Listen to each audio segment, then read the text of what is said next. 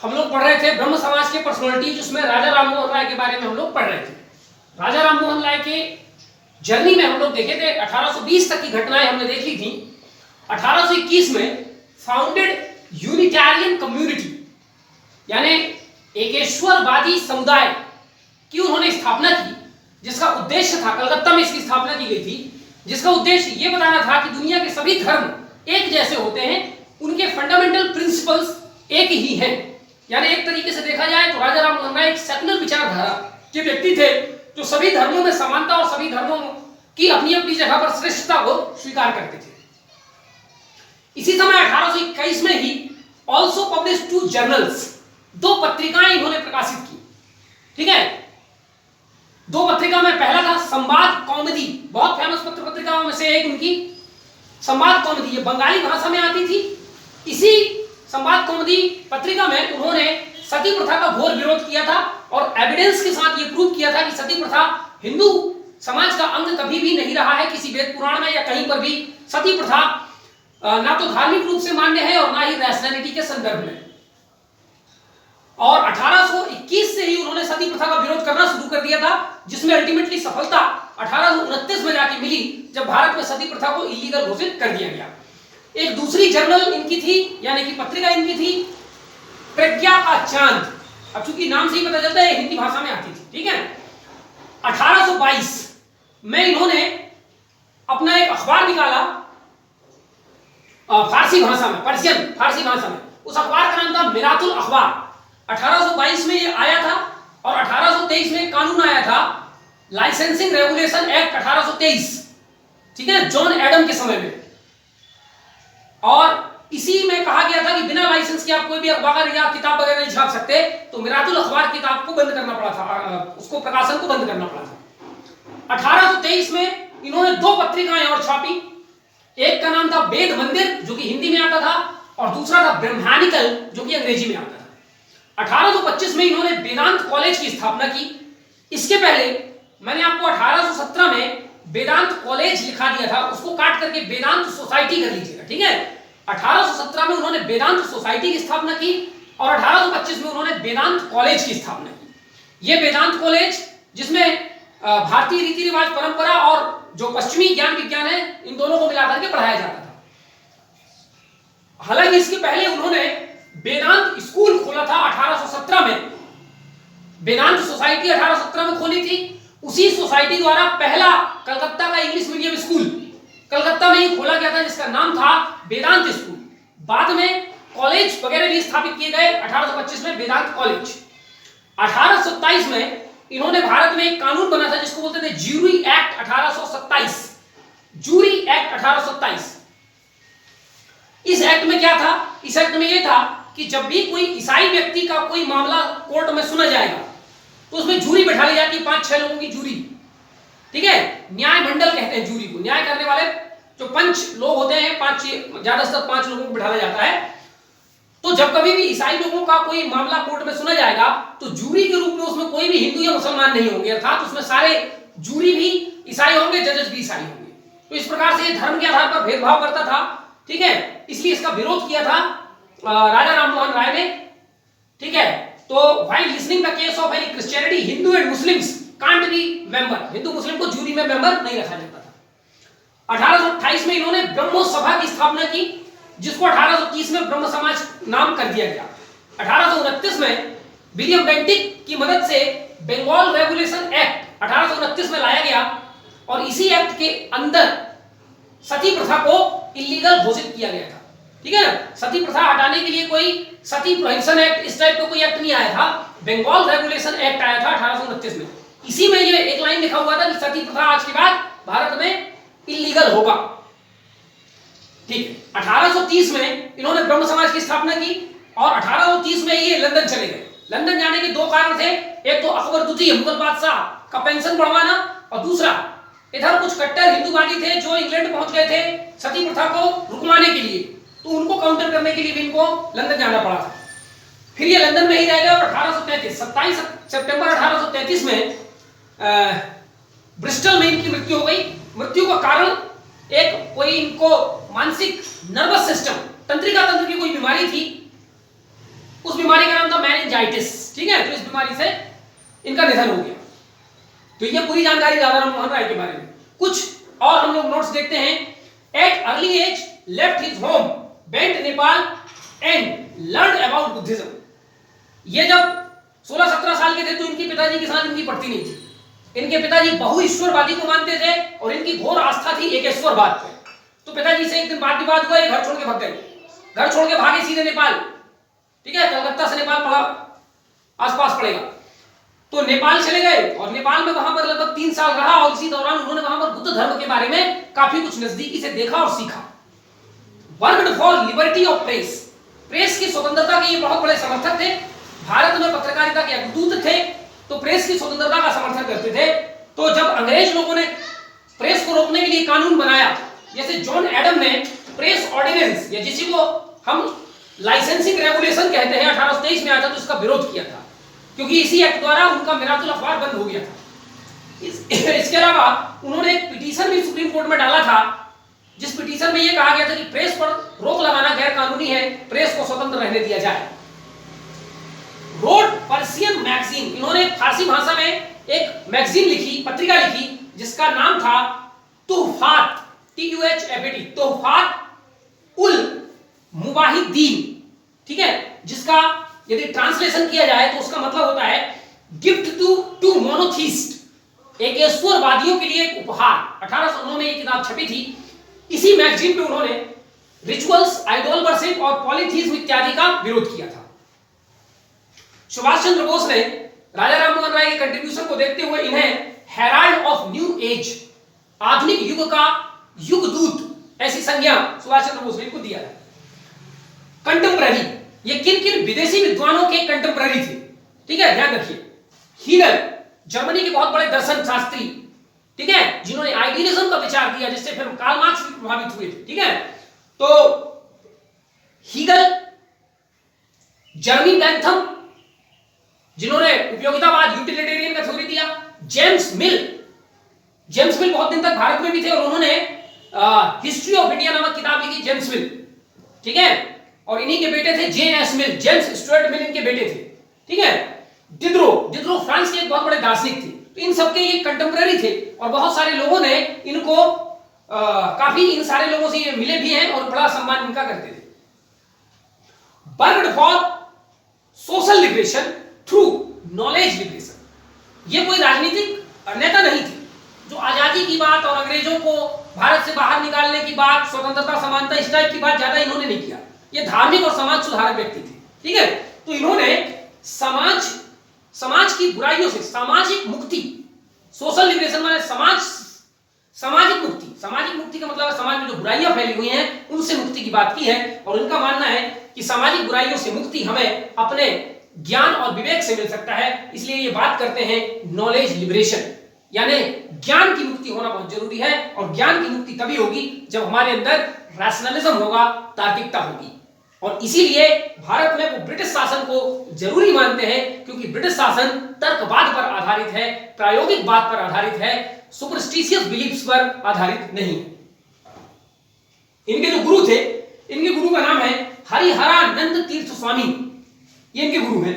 Father, इनके जो पिताजी थे वो वैष्णव धर्म को मानते थे, नाम से मतलब नहीं है, वैष्णव धर्म को मानते थे। माता जी शाक्त धर्म, शाक्त माने शक्ति धर्म, जिसमें दुर्गा की उपासना की जाती है, ठीक है। तो ये एक स्केच हो गया, बायोग्राफी हो गई राजा राममोहन राय की और उनके द्वारा किए गए कार्य, उनकी पत्र पत्रिकाएं बहुत इंपॉर्टेंट है, परीक्षाओं में पूछे जाते हैं, ठीक है। अब कुछ इंपॉर्टेंट आइडियाज देखते हैं राजा राममोहन राय के। Socio religious idea, Raja Rammohan Roy के सामाजिक धार्मिक विचार क्या है? स्वाभाविक बात है, जो ब्रह्म समाज के विचार हैं वही राजा राममोहन राय के विचार है, तो अलग से पढ़ने की जरूरत नहीं है।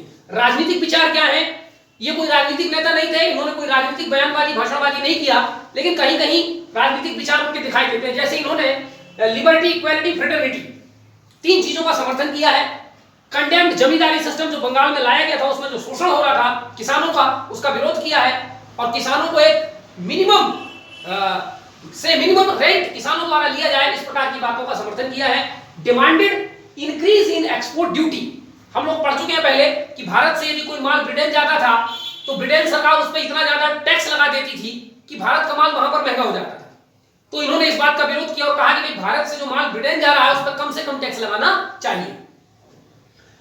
ठीक है। इंडियनाइजेशन ऑफ गवर्नमेंट सर्विसेज, जो सरकारी सेवाएं ब्रिटेन द्वारा भारत में चलाई जा रही थी उनका भारतीयकरण किया जाना चाहिए, अर्थात भारतीयों को भी इन प्रकार के जो सिविल सर्विस है या और कोई भी सेवा है उनमें प्रवेश का मौका मिलना चाहिए। ठीक है। इंटरनेशनलिज्म, अंतरराष्ट्रवाद को बहुत ज्यादा मानते थे ये, और इन्होंने रेवोल्यूशन ऑफ स्पेन और नेपल्स का सपोर्ट किया था।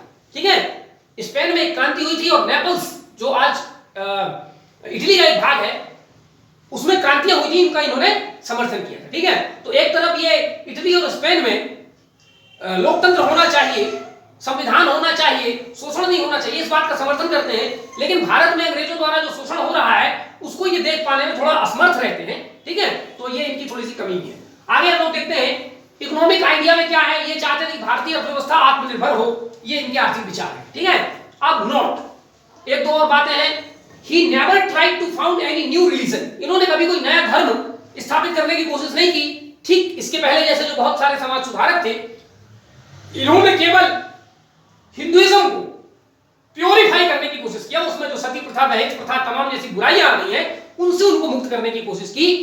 ये नहीं चाहते थे कि हिंदू धर्म से हट करके कोई धर्म, नया धर्म हम चलाएं।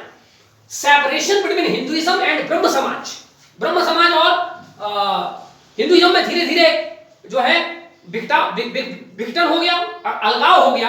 हालांकि कॉन्स्टिट्यूशन के हिसाब से ब्रह्म समाज को आज भी हिंदुइज्म का पार्ट माना जाता है, लेकिन ब्रह्म समाज और हिंदुइज्म लगभग अलग हो चुके हैं एक दूसरे से। तो ये अलगाव, एक किताब आई थी हेमेंद्र नाथ टैगोर द्वारा, एक किताब आई थी ब्रह्मो अनुष्ठान 1860 में। इस किताब में ऐसे ऐसे नियम लिखे गए थे जो हिंदू रीति रिवाज से काफी कुछ हटकर के थे, जैसे इनके विवाह की रीति, ठीक है, इनके पूजा आराधना की रीति। और यहीं से इस किताब के बाद से ही ब्रह्म समाज जो है हिंदुइज्म से थोड़ा कट छट के रहने लगा और एक अलग संप्रदाय जैसा बन गया। परिणीता एक किताब है, परिणीता शरत चंद्र चट्टोपाध्याय द्वारा लिखी गई एक नॉवल है। वो राजा राम मोहन राय और जो ब्रह्म समाज है उसके द्वारा जो एंटी डाउरी प्रोग्राम चलाया गया था उस पर बेस्ड है। ठीक, यहां तक राजा राम मोहन राय की बात खत्म हो जाती है। अगले महत्वपूर्ण थिंकर है द्वारकानाथ टैगोर, 1794 से 1845 इनका टाइम पीरियड है। ठीक है। द्वारकानाथ टैगोर ये रविंद्रनाथ टैगोर के दादाजी थे और देवेंद्रनाथ टैगोर के पिताजी थे। ये इंडस्ट्रियलिस्ट, भारत में प्रथम उद्योगपतियों में से एक इंडस्ट्रियलिस्ट थे, एंटरप्रेन्योर थे। और इन्होंने ब्रिटेन की एक कंपनी जो भारत में काम करती थी, मैकिंटॉश नामक एक कंपनी थी, उस पर ये पहले कुछ दिन तक काम किए थे। ये कंपनी भारत और इंग्लैंड के बीच में नील और रेशम का व्यापार करती थी। इसमें द्वारकानाथ टैगोर ने कुछ दिन तक काम किया था, फिर इससे वो अलग हो गए थे और फिर उन्होंने अपनी खुद की कंपनी बनाई थी। ठीक है। A member of law advisory for PSS, PSS माने परमानेंट सेटलमेंट सिस्टम, जो बंगाल में लाया गया था। ठीक है। तो उस सिस्टम के ये लॉ एडवाइजरी मेंबर भी थे। Founded Union Bank of Bengal, Union Bank of Bengal की स्थापना इन्होंने की। वर्कड एज अ दीवान और British East India Company at 24 Pargana, Bengal में 24 परगना एक डिस्ट्रिक्ट है, उस डिस्ट्रिक्ट में इन्होंने दीवान का काम किया है ब्रिटिश ईस्ट इंडिया कंपनी के अंडर में रहते हुए। ज्वाइंट ब्रह्म समाज इन 1833, 1833 में राममोहन राय की मृत्यु के कुछ पहले इन्होंने ब्रह्म समाज को ज्वाइन किया। फिर ब्रह्म समाज को ज्वाइन कर जैसे राजा राममोहन राय की मृत्यु हुई तो ये उसके मेन कर्ता धर्ता हो गए, लेकिन फिर उन्होंने ये अपना चार्ज अपने बेटे देवेंद्रनाथ टैगोर को दे दिया था।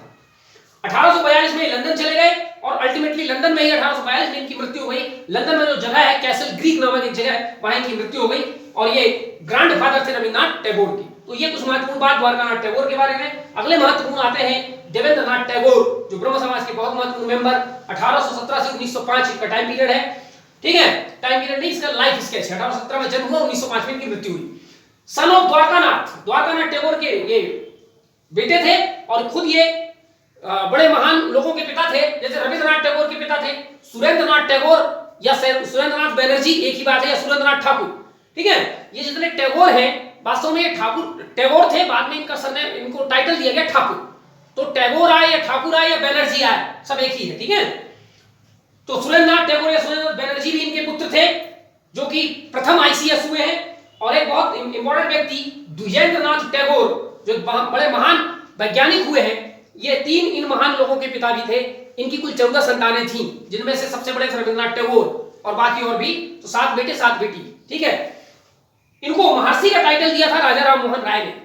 इसलिए इनका पूरा नाम था महर्षि देवेंद्रनाथ टैगोर। ठीक, फाउंडेड तत्व रंजनी सभा, बाद में इसी तत्व रंजनी सभा का नाम बदल करके तत्व बोधनी सभा रख दिया गया था। ये एक्चुअली देवेंद्रनाथ टैगोर ना तो समाज सुधारक थे, ये फिलोसफर थे। ठीक है, तो अपनी फिलोसफिकल बातों को लोगों तक पहुंचाने के लिए उन्होंने तत्व बोधनी सभा या तत्व बोधनी सभा की स्थापना की थी, और यहीं से उन्होंने एक मैगजीन का प्रकाशन किया था जिसका नाम था तत्व बोधनी मैगजीन, और इन्होंने कई स्कूल भी खोले थे, उन स्कूलों का नाम था तत्व बोधनी स्कूल। ठीक है, कॉन्सेप्ट ऑफ ब्रह्म उपासना, इन्होंने ब्रह्म उपासना का एक सिद्धांत दिया जो वही था कि ब्रह्म ही एकमात्र सत्य है, बाकी सब असत्य है। ठीक है, और इन्होंने ब्रह्म धर्म नामक एक मैगजीन भी निकाली थी। ठीक, तो actually he was a mistake philosopher, एक रहस्यवादी दार्शनिक थे। ये आत्मा मतलब पराभौतिक चीजों पर ज्यादा इनका विश्वास था। ये ना तो ब्रह्म समाज की सभा इत्यादि में बहुत ज्यादा जाते थे ना कुछ नहीं। ठीक है, अंत में एक दिन ऐसा आया कि ये सब कुछ छोड़ छाड़ के चले गए हिमालय में, और हिमालय में चले गए तो जो ब्रह्म समाज है उसकी जो बागडोर है वो आ गई केशव चंद्र सेन के हाथ में, और फिर केशव चंद्र सेन क्रिश्चियनिटी से प्रभावित हो गए, तो ब्रह्म समाज में वो क्रिश्चियनिटी का एलिमेंट लाने लगे। फिर जब ये लौट के आए हिमालय से तो इनको पता चला कि केशव चंद्र सेन ने क्रिश्चियनिटी के कई एलिमेंट्स ब्रह्म समाज में ला दिए हैं, तो दोनों में झगड़ा होता है और फिर केशव चंद्र सेन को अलग कर दिया जाता है। ठीक है, तो ये ब्रह्म समाज हो गया समाज। अपोज एलेक्जेंडर डफ, एलेक्जेंडर डफ एक ईसाई व्यक्ति थे, राजा राममोहन राय के साथ मिलकर के उन्होंने वेदांत कॉलेज की और हिंदू कॉलेज की स्थापना की है कलकत्ता में। एलेक्जेंडर डफ भारत में ईसाई धर्म का प्रचार प्रसार करते थे, इस बात का इन्होंने विरोध किया था देवेंद्रनाथ टैगोर ने। ठीक है, ये ईसाइयत से काफी एक प्रकार से दूरी बना करके रखते थे। एक बहुत महत्वपूर्ण संस्था थी भारत में, ब्रिटिश इंडियन एसोसिएशन, जिस संस्था के बारे में आगे पढ़ेंगे, और समझ लीजिए कि एक संस्था थी ब्रिटिश इंडियन एसोसिएशन, उसके देवेंद्रनाथ टैगोर कुछ दिन तक सचिव भी रहे थे।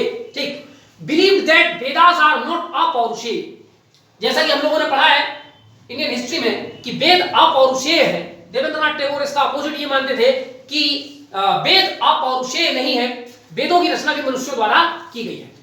देवेंद्रनाथ टैगोर और फिर उनकी पूरी फैमिली का जो घर था उस घर को कहा जाता था ठाकुर बाड़ी।